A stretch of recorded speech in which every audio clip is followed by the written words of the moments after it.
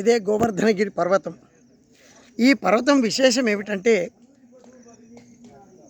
ఇక్కడ మథుర బృందావనంలో ఇంద్రుడు పరిపాలించేటువంటి కాలంలో కొంతకాలం ఇంద్రుడు బాగా పరిపాలించినాడు.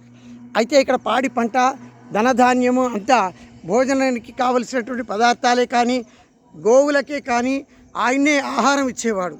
అయితే ఆయన భయభ్రాంతులతోని నాకే పూజ చేయాలి అనేటువంటి కోపంతో ప్రతి ఒక్కరి ఇళ్లలో తన ఫోటో పెట్టి పూజ చేయించినాడట.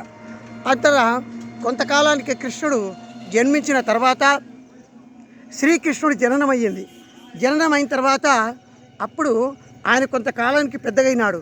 ఏ ఇంట్లో వెన్న ముద్దలు తిందామని వెళ్తే ఆ ఇంట్లో ఇంద్రుడి ఫోటో ఉందట. ప్రతి ఇంట్లో ఇంద్రుడి ఫోటో ఉంటే మీరందరూ ఎందుకని ఇంద్రుడిని పరిపాలన చేస్తున్నటువంటి సమయంలో ఇక్కడ మీరు పూజ చేయాలి అని చెప్పినాడట. అయితే ఆ జనమంతా చెప్పినారు, మాకు ఇంద్రుడిని పరిపాలన చేస్తున్నాడు కాబట్టి మనకు ధనధాన్యం ఇస్తున్నాడు అంటే ఆయన తండ్రితో సమానం ఆయన ఇస్తున్నాడు, అందుకు పూజ చేయడం ఎందుకు అన్నాడట కృష్ణుడు.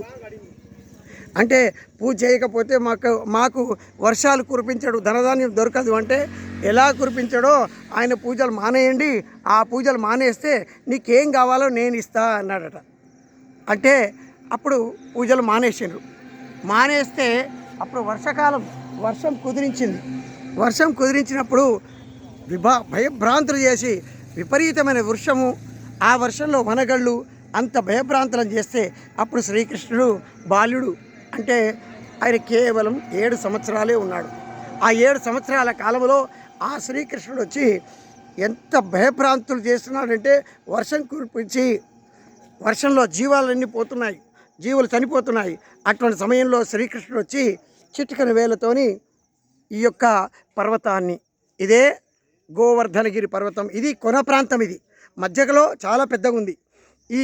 ఈ కొండను లేపేసి చిటికన వేలతో లేపి ఆ జనాలను, గోవులను అన్నిటి కూడా తన చిటికన వేలతో కొండ కిందికి రప్పించుకొని సురక్షితం చేసినట. కొంతకాలం మళ్ళీ 7 రోజుల దాకా కృష్ణుడికి యుద్ధం జరిగింది. ఆ యుద్ధంలో ఇంద్రుడు ఓడిపోయినాడు. ఇంద్రుడు ఓడిపోయి కాళ్ళ మీద పడ్డాడట. కాళ్ళ మీద పడి, నువ్వు ఎవరినైనా ఇంత శక్తివంతుడు, నీకు ఈ శక్తి ఎక్కడిది అంటే నేను శ్రీ మహావిష్ణువును అన్నాడు. నా అవతారం కృష్ణావతారం, నేను శ్రీకృష్ణుడను అన్నాడట.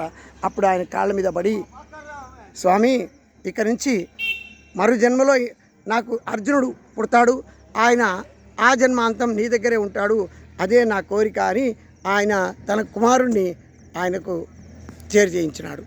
ఇది అప్పటి నుంచి ఈ మథురా బృందావనంలో శ్రీకృష్ణుడే విజయము, శ్రీకృష్ణుడే పరిపాలించినాడు.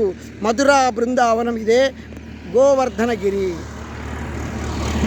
జై శ్రీకృష్ణ. రాధే రాధే రాధే రాధే.